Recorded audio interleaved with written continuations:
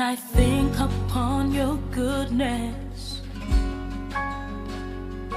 and your faithful. Shalom, peuple de Dieu, c'est Julie de la Couronne de Gloire, votre sœur.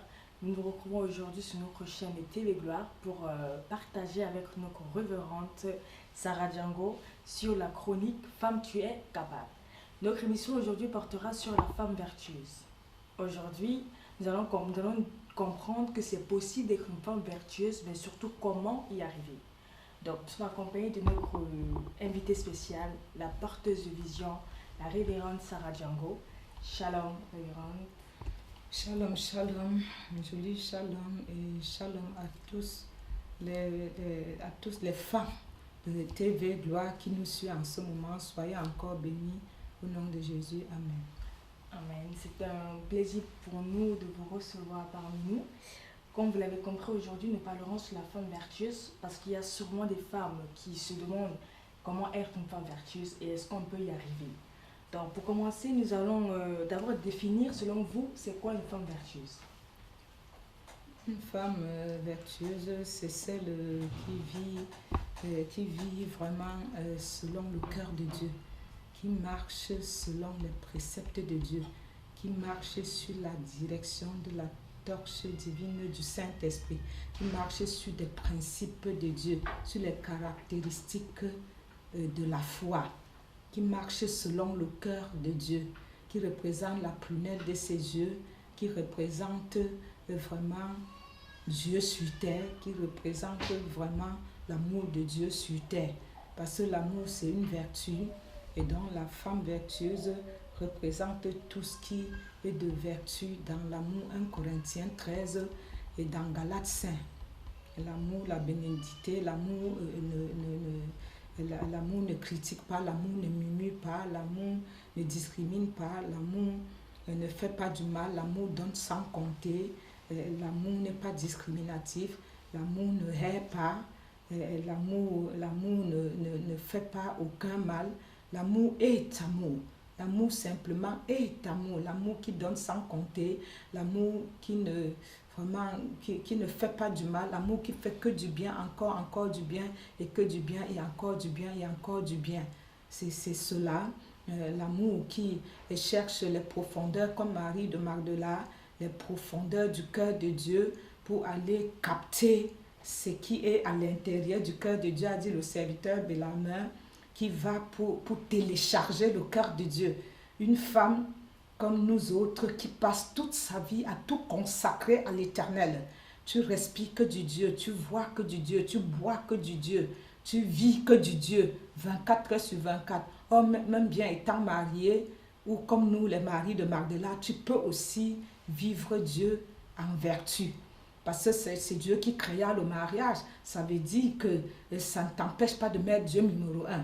En un seul mot, la femme vertueuse est celle qui met Dieu numéro 1. Car Proverbe 31, 30 le dit, la femme qui serait louée, la femme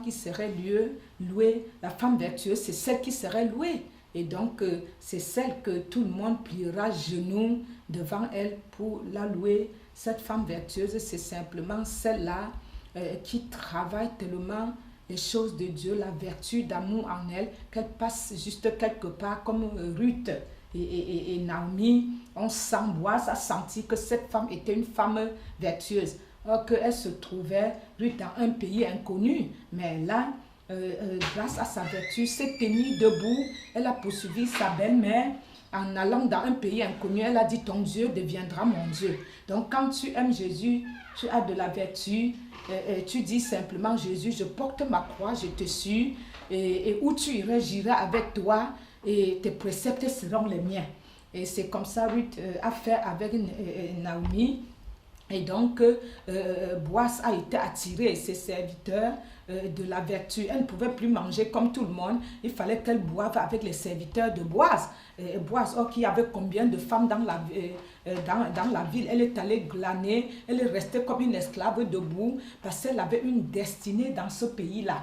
Dieu l'avait prédestinée pour poursuivre sa belle-mère et de là aller glaner dans les champs et rencontrer Boaz. Ton Boaz serait qui? C'est quand tu vas glaner en souffrant, en te tenant debout, en jeûnant dans ton désert longuement, que ton boiseux viendra et dit non, tu ne bois plus comme tout le monde, tu bois à la source de mes serviteurs. Tu serais invité à la table des rois que quand tu serais cette femme comme Esther, vraiment vertueuse, choisie parmi les milliers de femmes. Comme Esther, comme l'histoire d'Esther, comme l'histoire de Ruth et Naomi. Et donc cette femme vertueuse, c'est celle qu'on regarde passer, on voit la vertu en elle.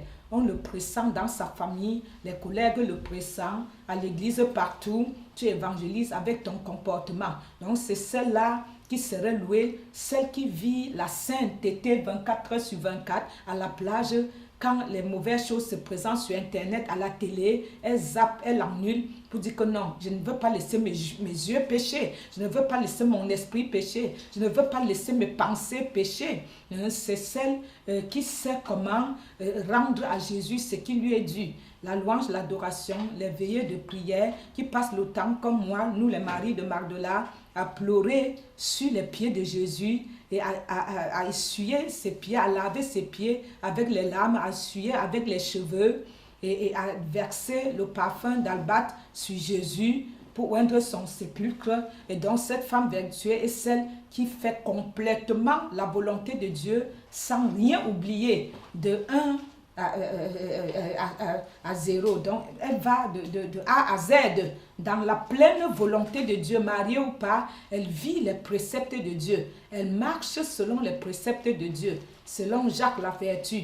Elle ajoute à la vertu la science, ainsi de suite, comme Jacques 3 le dit. La femme vertueuse est celle-là qui s'occupe bien de son mari, qui n'oublie pas Jésus, qui met son époux Jésus-Christ numéro 1, qui est célibataire et qui cherche en premier le royaume de Dieu, tout lui soit donné après, par la suite, qui passe le temps dans les veillées de prière, dans les instants de prière pour scruter la parole, pour vivre permanemment la parole, qui vit le Christ 24 sur 24 dans la sainteté totale.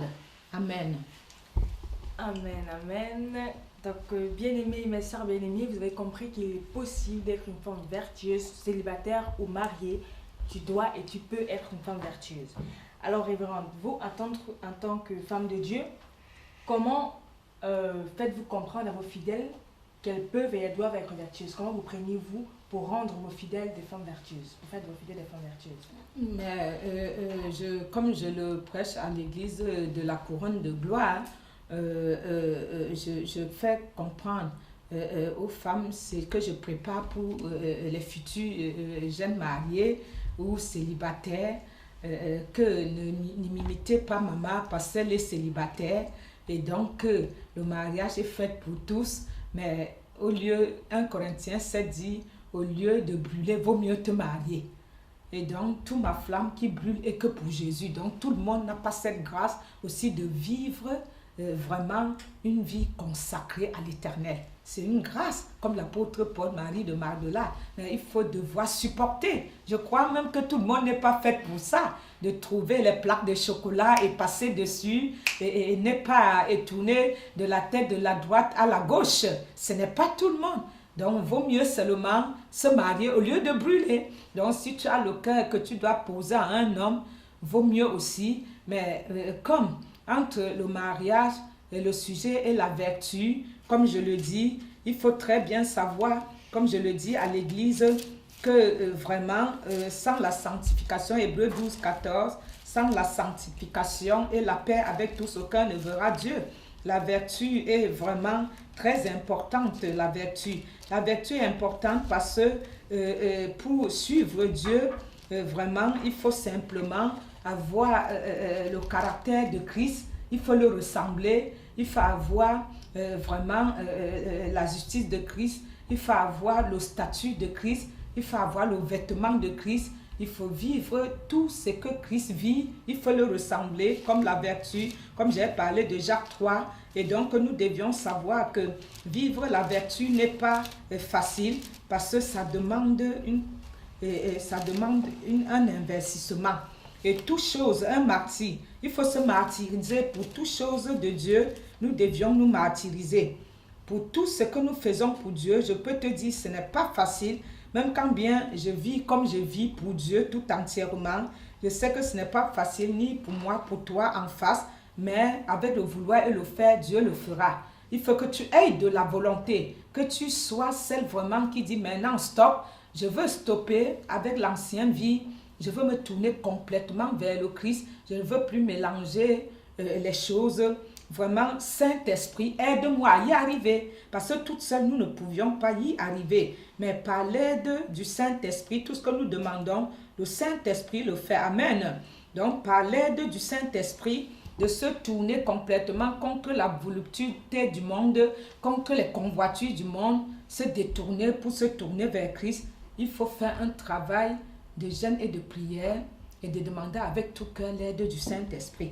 Si tu demandes au Saint-Esprit, Amen, il ne peut pas te refuser cela.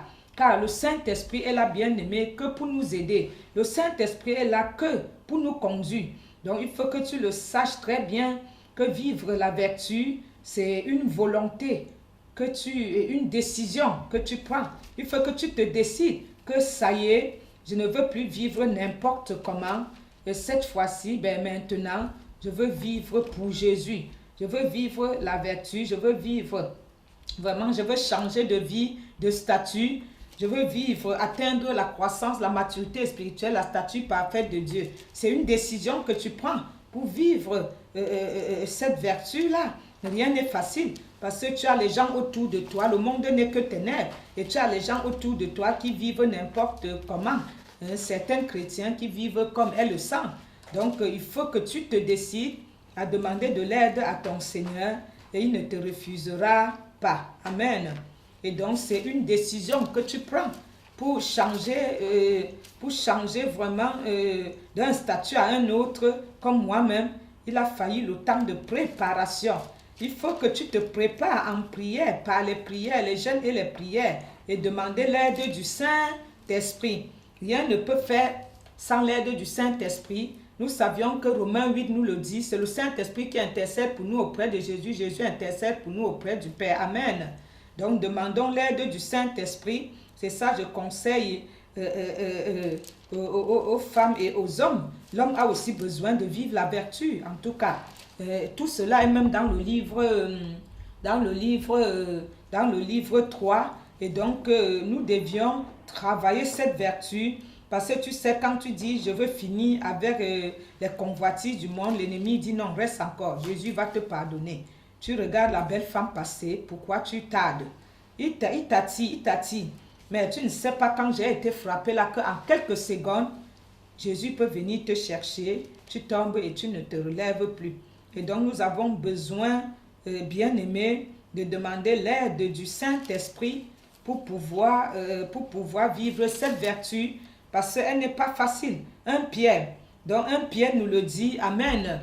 Nous allons lire un Pierre, comme c'est elle qui pose les questions, il y a un Pierre qui nous parle de ce qu'il faut ajouter pour atteindre cette vertu parfaite.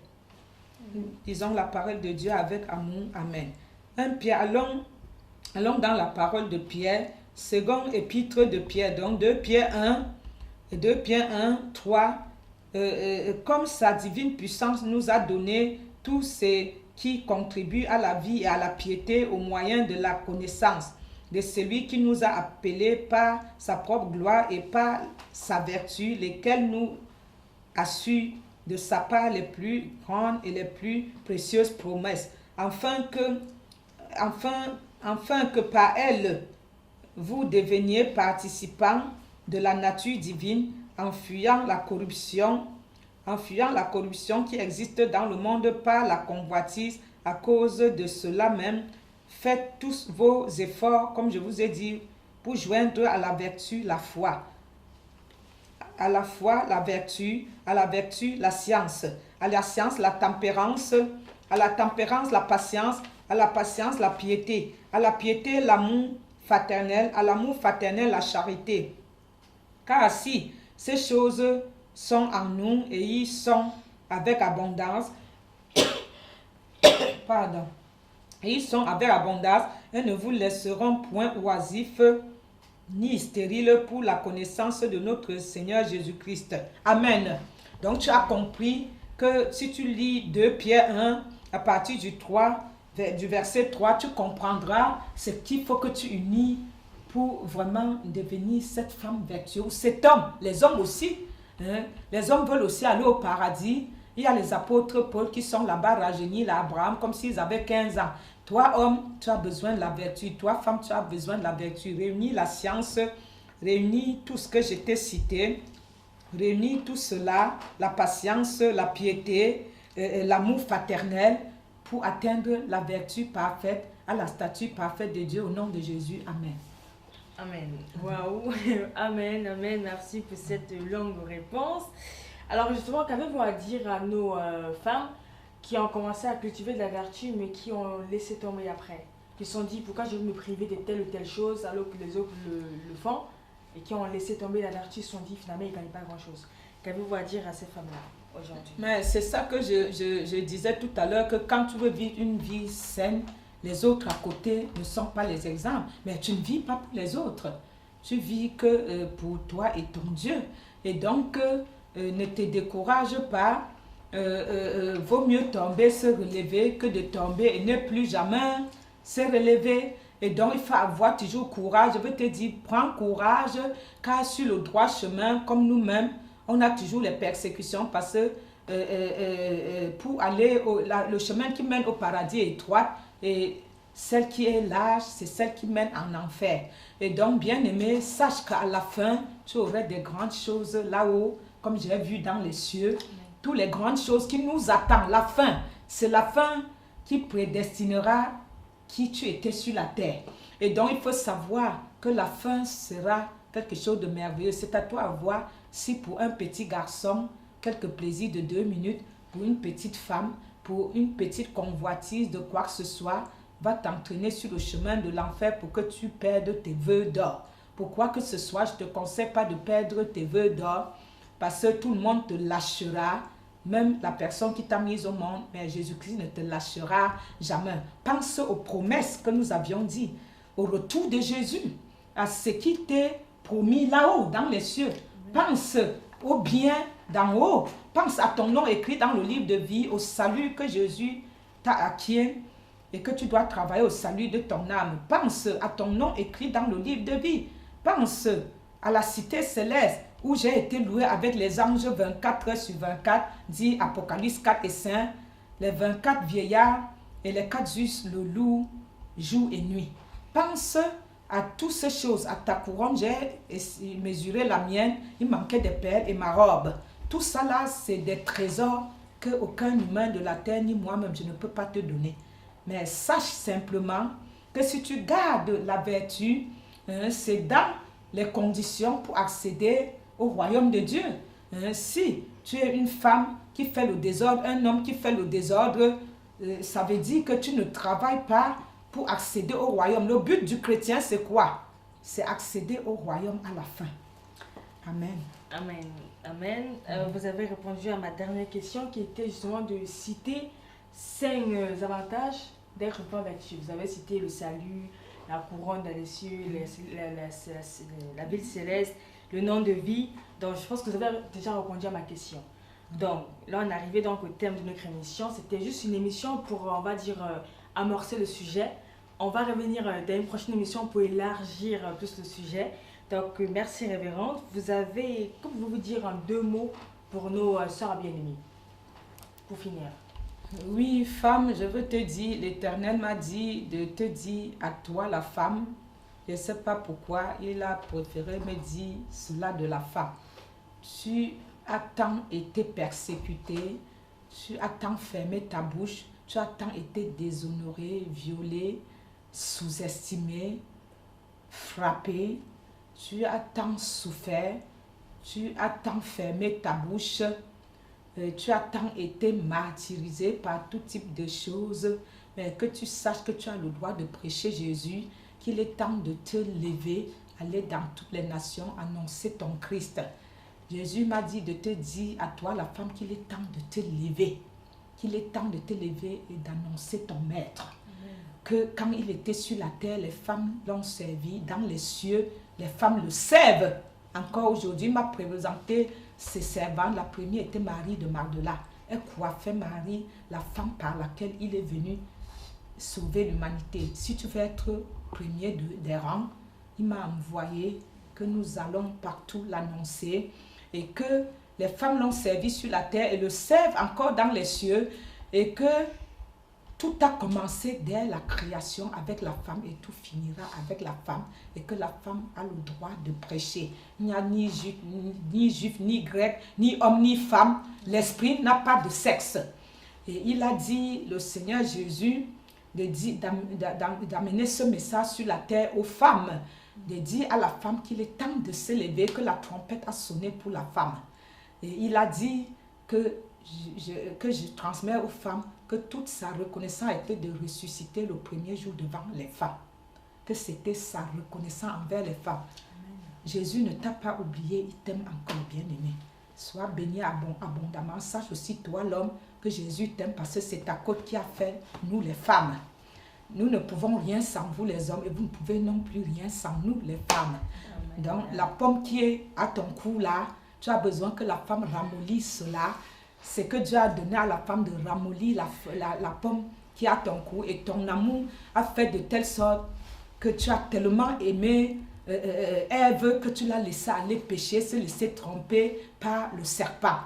Mais nous avons la victoire de Genèse 3:15 que nous piétinons la tête du serpent au nom de Jésus de Nazareth. Et si la femme est beaucoup persécutée, parce qu'elle est née que pour aimer son mari.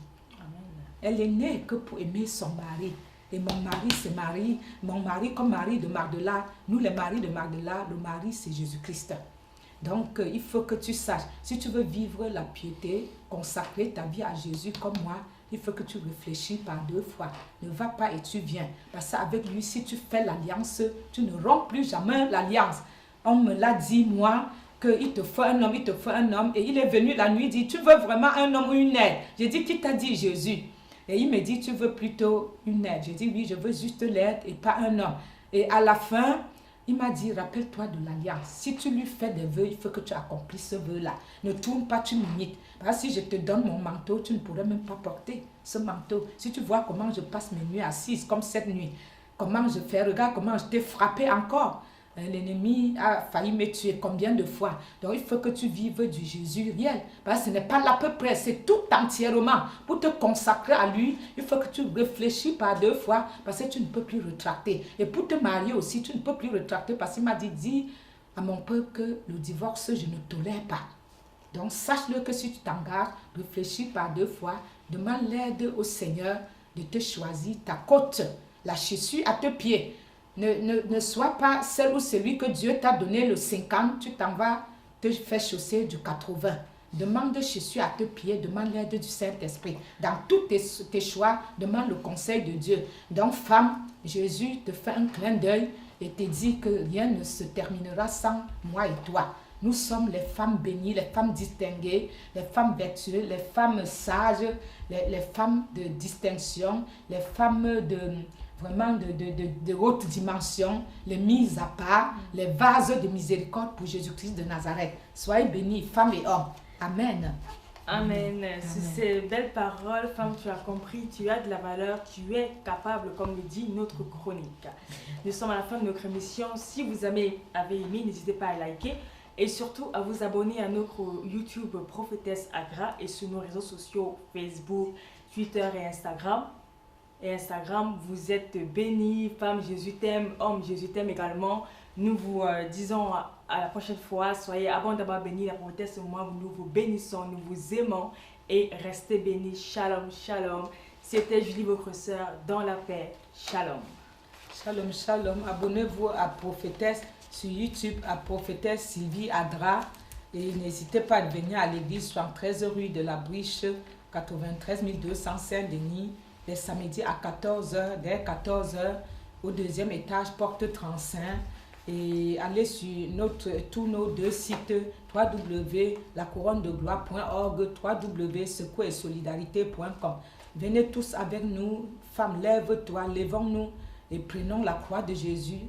Tendons à l'ennemi de nous lâcher la prise et tendons la croix à l'ennemi. de nous lâcher prise et travaillons pour le Maître car il est proche à la porte de notre cœur. Soyez abondamment bénis, femmes et hommes, tous pour le royaume de Dieu, tous pour Jésus-Christ. Soyez bénis, God bless, good bless. Shalom. Shalom, shalom. Amen.